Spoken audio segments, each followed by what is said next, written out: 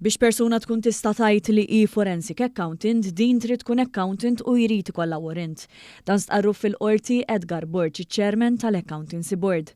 U kienet jixed fil-każ dwar it-talba mill-eks Prim Ministru Joseph Muscat biex tiġi riveduta d-deċiżjoni li l-Pulizija ma tmexxix kontra s-Serba Miroslava Milenovic li ħadmet bħala forensic accountant fl-inkjesta tal-isptarijiet, anke jekk ma kellix warrant ta' accountant u lanqas degree fl-accounts.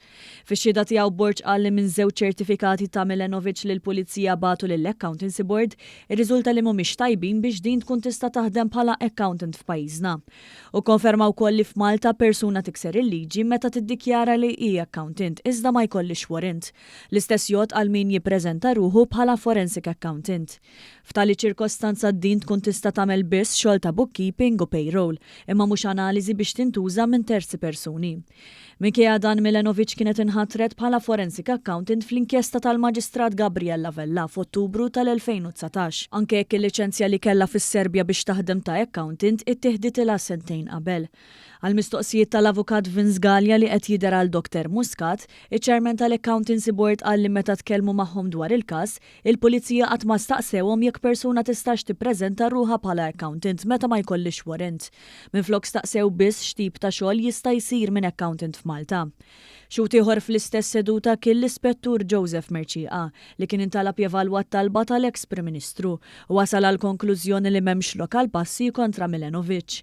Għal-mistoqsijiet ta' Dr. Gallia l-Ispettur stqar li hu ma investigax il-kwerela mresqa għax fi kliemu mhux se jinvestiga l-maġistrati.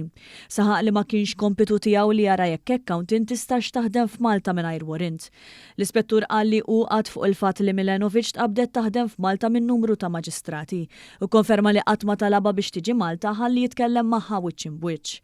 Qal li fil-bidu komunika magħha bl-email imbagħad talbitu biex jibda jikkomunika mal-avukat tagħha Peter Fenek. Għal-mistoqsija oħra tal-avukat Gallia l-Ispettur Merċieqa konferma li l-Pulizija m'għamlitx kuntatt mal-Malta Qualifications Council biex tkun ivverifikata l-validità f'pajjiż tal-Unjoni Ewropea tal-kwalifiċi li Milenovic tajt li għandha. Meta l-qorti talbet tal-kopja tal-email li l-Pulizija kellha mal-Accountancy Board dwar il-każ, l-Ispettur qal li ma kienx għad-dispożizzjoni tiegħu dak il-ħin u ingħata żmien sa tnejn li ġej biex jipprovdi d-dokumentazzjoni kollha relatata.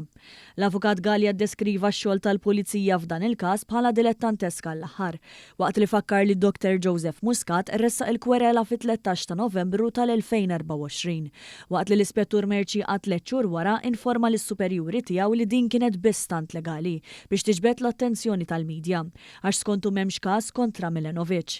Madankollu l-avukat ta' Dr. Muscat spjega li f'Mejju tal-2025, 3 xhur wara li jingħalaq il-każ, l-istess spettur beda jiċċekkja l-kwalifiċi tas-Serba. Iżda huma kienu avżati bid-deċiżjoni li l-Pulizija mhux se tieħu passi fl-20 ta' Marzu li għadda. Dan aktar minn sena wara li l-istess spettur għalaq il-każ bl-avukat Gallia jirrimarka li l-każ jiġi preskritt f'Novembru li ġej.